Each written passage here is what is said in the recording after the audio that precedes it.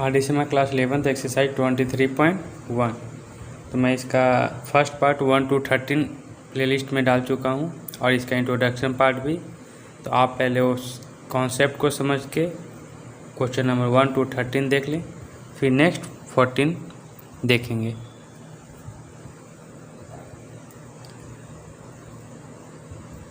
RDCMA class 11 exercise 23.1 question number 14। तो इसका एक फर्स्ट पार्ट में बना चुका हूँ, क्वेश्चन नंबर 1 to 13 और इंट्रोडक्शन पार्ट भी। तो चलिए क्वेश्चन नंबर 14 स्टार्ट करते हैं। फिगर पे मत जाइए आप लोग, फिगर सही से बना नहीं है क्योंकि 92 यहाँ पे है और 92 मैं यहाँ पे मेंशन कर रहा हूँ। बुक में आपका क्वेश्चन है, बुक से आप फिगर को लेके चलेंगे। चलिए क्वेश्चन कह रहा है क्या, find the slope of line A B. Suppose ये ए है, ये पॉइंट बी था और ये पॉइंट सी है। ए बी का स्लोप फाइंड आउट करना है। तो slope of A B,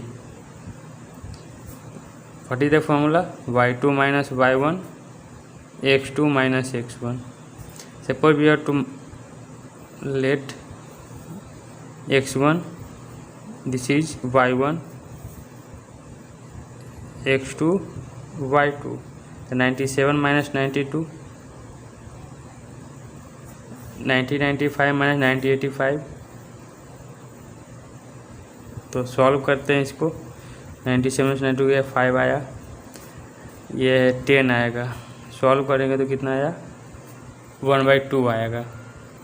no slope of A B दी, इसके हेल्प से 1/2 आया ना स्लोप। इसके हेल्प से मुझे फाइंड आउट करना है कि 2010 में पॉपुलेशन क्या होगा।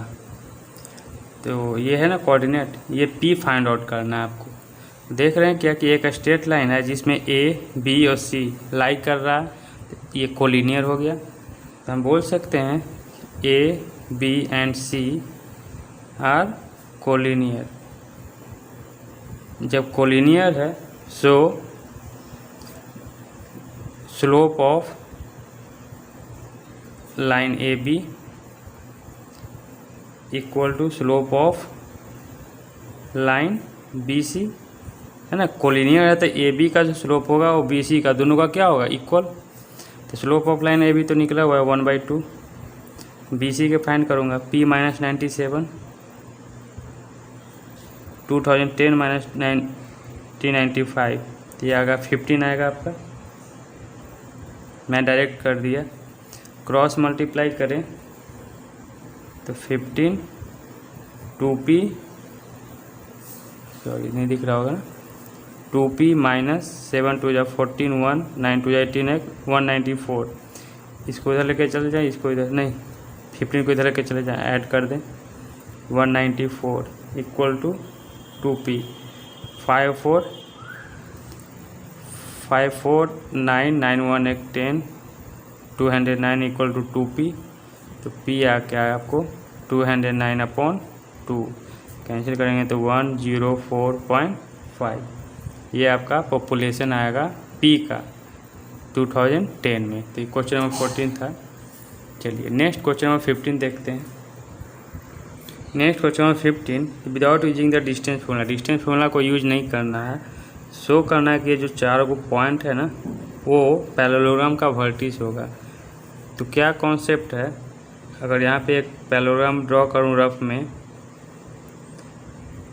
तो इस पैरेललोग्राम शो करने का क्या प्रोसेस है, with the help of slope. Opposite side तो पैरेलल होता है, तो इस लाइन का स्लोप निकालूंगा, इस लाइन का स्लोप निकालूंगा। तो पैरेलल में क्या होता है, दोनों का स्लोप इक्वल होगा। यहाँ भी ये पैरेलल है, इसका और इसका भी स्लोप इक्वल होगा। तो बोल देंगे कि क्या है, पैरेललोग्राम है। तो मैं यहाँ पे ले लेता हूँ, मेंशन कर देता हूँ -2 -1 4 0 3 and 3 -3 2। तो आप फाइंड आउट करते हैं, नेमिंग दे देता हूँ। सपोज ये A है, B C D, तो मैं ए बी का स्लोप निकालने जा रहा हूँ। सॉल्यूशन, स्लोप ऑफ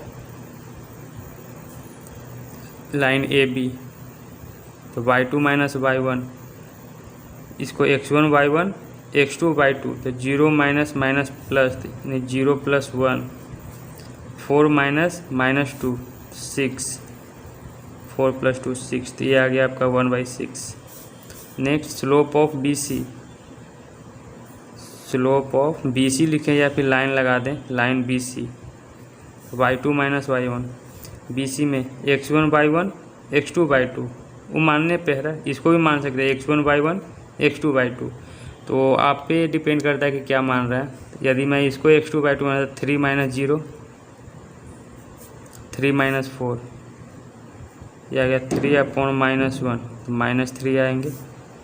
तो स्लोप ऑफ लाइन BC हो गया CD, x1/1 x2/2, है ना, x1/1 x2/2, तो 2 माइनस 3 -3, तो -1/-6, यह आ जाएगा -1/6। लास्ट AD, तो slope of line AD x1/1 x2/2, तो 2 minus minus plus, 2 plus 1 -3 minus minus plus, -3 plus 2, यह आ जाएगा 3/-1 -3। तो देखें इससे क्या पता चला कि slope of line AB equal to 1/6 किसका है, ये CD का, तो स्लोप ऑफ लाइन CD, तो AB ये है, CD ये है, दोनों का स्लोप इक्वल हो गया।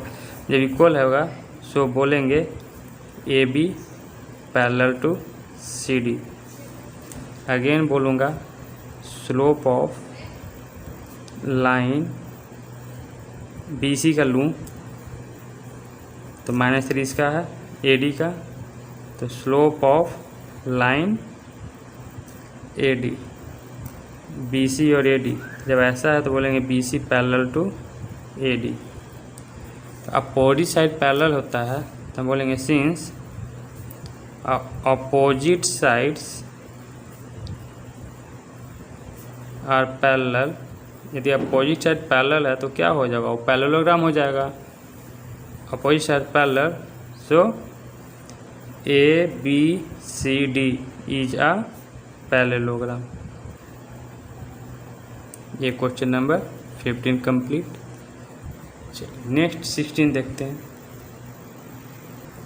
क्वेश्चन नंबर 16 में find the angle between the x axis and the line joining the point. इतना तो पहले कोऑर्डिनेट बना लूँ ना, एक्स एक्सिस और वाई एक्सिस पे मैं ये पॉइंट शो करूँगा।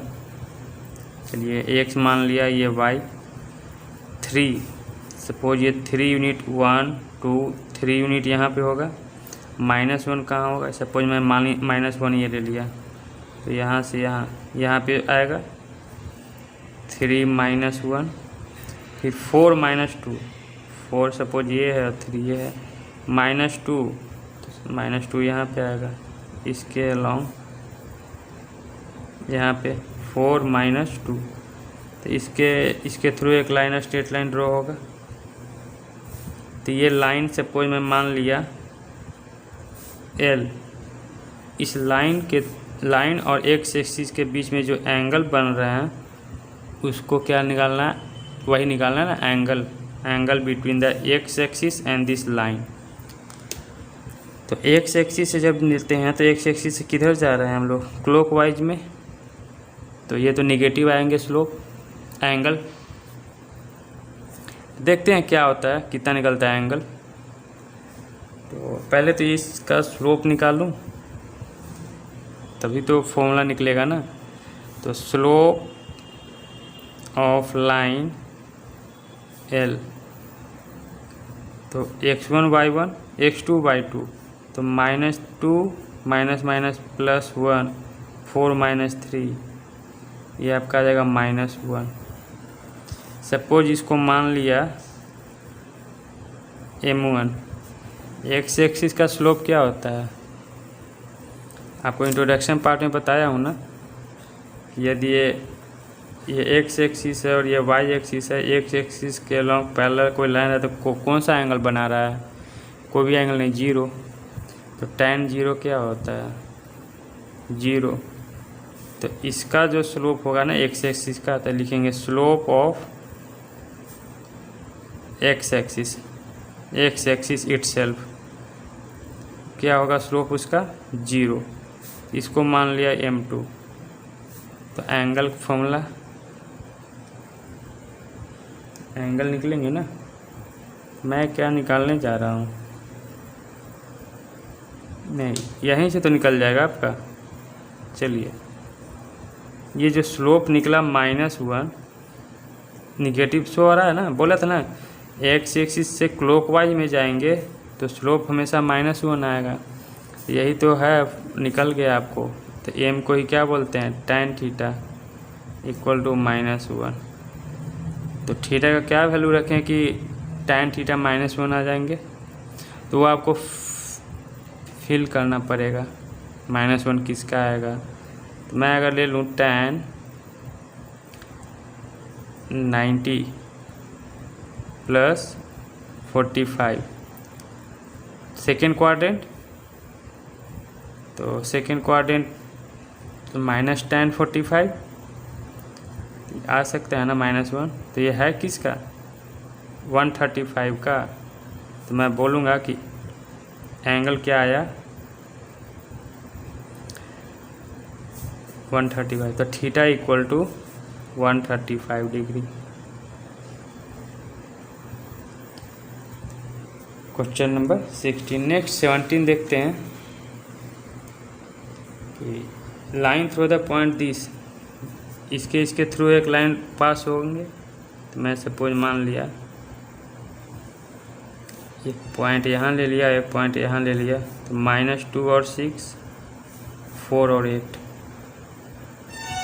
और इसके थ्रू भी एक लाइन है जो कि क्या है परपेंडिकुलर है। तो परपेंडिकुलर होने के लिए मैं ऐसा ड्रा कर देता हूँ, ये लगे कि यहाँ परपेंडिकुलर है। पॉइंट 2 को ले लिया 8 और 12 x 24। Find the value of x। तो इस x का वैल्यू निकालना है। तो परपेंडिकुलर का कंडीशन यूज करेंगे। पहले इसका स्लोप निकालूं। मान लिया इसको a b c d। तो slope of line A B x1 y1 x2 y2, तो 8 - 6 4 -2, तो 4 + 2, तो 2/6 1/3। Next slope of line C D. तो x1 y1 x2 y2, तो y2 - y1 24 - 12 x - 8, तो 12/x - 8। सपोज इसको मान लिया m1, इसको मान लिया m2। तो हम यहाँ पे बोलेंगे since A B perpendicular on C D, perpendicular है, सो m1 × m2 दोनों का स्लोप का मल्टीप्लिकेशन क्या आना चाहिए -1। m1 क्या है 1/3, m1 यही है ना 1/3। चलिए नेक्स्ट m2 ये है 12/x - 8 इक्वल टू -1। 3 से ये कैंसिल, 4 क्रॉस मल्टीप्लाई करूँ 4 इक्वल टू -1 से इसको मल्टीप्लाई करेंगे तो -x -8 -1 + 8 -x को इधर ले आए 4 को इधर ले जाते हैं। x का वैल्यू क्या आ गया 4। ये आंसर हो गया। चलिए नेक्स्ट क्वेश्चन नंबर 18 मूव कर रहा हूँ। Question 18 find the value of x for which the point इतना है कोलिनियर। तो ये तीनों पॉइंट कोलिनियर थे सब। यहीं पे मैं सोल्यूशन भी कर देता हूँ। तो कोलिनियर तो एक स्ट्रेट लाइन बनेंगे, तीनों पॉइंट एक ही लाइन पे लाई करेंगे। सपोज इसको a मान लिया, इसको b और इसको c। तो कोलिनियर है तो slope of A B, slope of B C और स्लोप ऑफ ए सी सब इक्वल होंगे। कोलिनियर का मतलब क्या हुआ A B parallel to B C बोल सकते हैं ना, क्योंकि कोई इंसाइड कर रहा है ना। तो जब A B parallel to B C है तो दोनों का स्लोप भी इक्वल होंगे। तो स्लोप ऑफ ए बी, ऐसे भी कोलिनियर का कॉन्सेप्ट बता चुका हूँ। Slope of A B equal to slope of B C equal to slope of A C. तो किसी भी दो का यूज़ करके मैं निकाल सकता हूँ।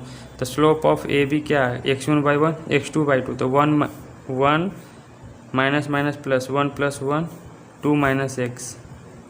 स्लोप ऑफ बी सी में ये यूज़ कर लूँगा 5 - 1 4 - 2। आप फॉर्मूला लिखेंगे यहाँ पे y2 - y1 x2 - x1 equal to y2 - y1 x2 - x1। मैं वो चीज़ नहीं लिख रहा हूँ, डायरेक्ट बता दे रहा हूँ। 2/2 - x 4/2 2 से, तो 2 से 2 कैंसिल, 2 - x, यहाँ पे 1 है ना, और यहाँ पे 1, तो 1 x किधर जाएगा, तो x क्या आ गया आपका वैल्यू 1 आ गया। ठीक है, चलिए लास्ट। अब देखिए क्वेश्चन नंबर 19 और क्वेश्चन नंबर 20 ये मैं ऑलरेडी करवा चुका हूँ। क्वेश्चन 19 सेम है क्वेश्चन नंबर 16 के, डबल क्वेश्चन आ गया है, तो आप देख लेंगे same as question number 16। Question number 20 है वर्टिसेज ऑफ पैरेललोग्राम शो करना है।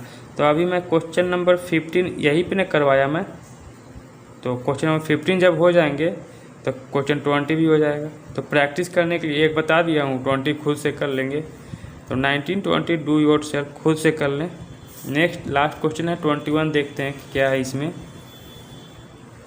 एक क्वाड्रिलेटरल है और उसका वर्टिस दिया हुआ है, तो कैसा क्वाड्रिलेटरल होगा वो कुछ नहीं, मैं रफ बना देता हूँ कुछ भी समझ के। चलिए ऐसा एक क्वाड्रिलेटरल बना दिया, सबका वर्टिस दिया हुआ है 4 1, मैं सपोज यहाँ 4 1 ले लिया, 1 7 -6 0 एंड -1 -9 वर्टिस ले लिया। So the mid point of the side, सभी का जो मिड पॉइंट होंगे, मिड पॉइंट से अगर ज्वाइन करूँगा side of this quadrilateral form में, तो ये जो क्या बनेंगे, एक पैरेललोग्राम बनेंगे। सपोज मान लिया P Q R S, जब ये पैरेललोग्राम बनेंगे तो इसका मतलब अपोजिट साइड क्या होगा, पैरेलल। तो PS का स्लोप QR का स्लोप दोनों इक्वल शो कर दूंगा, तो बोलेंगे कि PS parallel to QR। SR का स्लोप PQ का स्लोप इक्वल कर दूंगा, तो वो भी बोलेंगे कि ये दोनों भी लाइन पैरेलल है। जब अपोजिट साइड पैरेलल है तो क्या बोलेंगे, एक पैरेललोग्राम। तो वही कॉन्सेप्ट है, ये भी कॉन्सेप्ट मैं पैरेललोग्राम में ही यूज किया हूँ, फिर भी एक बार करवा दे रहा हूँ। मिड पॉइंट का क्या कॉन्सेप्ट है, तो क्या दिक्कत है, मिड पॉइंट थ्योरम, ये पॉइंट निकल जाएंगे ना, x1 + x2/2 y1 + y2/2, ये होते हैं ना कोऑर्डिनेट निकालने का मिड पॉइंट से, क्लास 10th में पढ़े होंगे। तो -1 + 4 3 3/2, -9 + 1 -8, तो ये -4 हो जाएंगे। P का निकल गया, डायरेक्ट बता दे रहा हूँ, आप लोग कर लेंगे, कोई प्रॉब्लम नहीं। चलिए नेक्स्ट इसका मिड पॉइंट x1 + x2, तो 4 + 1 5 5/2, 1 + 7 8 8/2 4। नेक्स्ट R का निकलेगा -6 + 1 -5/2, 0 + 7 7/2, R का कोऑर्डिनेट निकल गया। नेक्स्ट S का, तो S का मैं यहाँ पे बना दूँ -1 - 7 -7/, -9 0 -9/2। बस यही कॉन्सेप्ट था कि बस उसका पॉइंट कैसे निकलेगा। अगेन वही प्रोसेस जैसे 15 क्वेश्चन नंबर में करवाया था। PS का स्लोप निकालूंगा, स्लोप ऑफ लाइन PS, तो PS का स्लोप हो जाएगा x1/1 x2/2, तो -9/2, यही है ना PS। ये +4 x2 -7/2 -x1 -3/2, इसको सॉल्व करें तो 4 2 8, 9 -9 + 8 -1/2, इसको करूँ तो माइनस से -5 आ जाएंगे, माइनस माइनस कैंसिल, तो ये आ जाएगा 1/10। स्लोप ऑफ PS हो गया, PQ निकाल रहा हूँ, slope of PQ x1/1 x2/2, 4 minus minus plus, 4 + 4 5/2 minus 3/2, 4 4 8, 5 में से 3 गया, एलसीएम तो 2 ही आएगा, तो 5 में से 3 गया 2, 2/2 1 पी क्यू का स्लोप। नेक्स्ट उसी तरह से अब निकालेंगे क्यू आर का स्लोप। तो slope of Q R x1/1 x2/2 है ना। तो y2 - y1 4 - 7/2, अच्छा इसी को मैं y2 मान लिया हूँ। तो x1/1 x2/2, तो x2 ये है 5/2 माइनस माइनस प्लस 5/2, तो ये 1/2, ये यहाँ पे आएगा 5, सॉल्व करेंगे तो 1/10 आएगा। तो स्लोप ऑफ लास्ट क्या बच गया RS, तो x1/1 x2/2, तो 7/2 minus minus plus 9/2 upon minus 5/2 x2 - x1 plus 7/2। अब इसको सॉल्व करते हैं। 7 9 16/2 8 2/2 1, 8 आ गया। तो देख लें किसका PQ का और RS का, PQ और RS का स्लोप इक्वल हो गया। तो बोलेंगे slope of PQ equal to slope of RS, so PQ parallel to RS। Next बोलेंगे किसका स्लोप इक्वल 1/10 1/10 PS का, तो slope of PS equal to slope of QR, तो PS पैरेलल टू QR। तो अपोजिट साइड अब बोलेंगे since opposite sides are parallel. जब opposite side parallel होता है क्वाड्रेंटल का तो वो पैरेललोग्राम होता है। So PQRS is a parallelogram. तो ये एक्सरसाइज कंप्लीट हो गया। सिंपल था, कुछ था नहीं एक्सरसाइज में। चलिए नेक्स्ट आगे मिलेंगे। Thank you.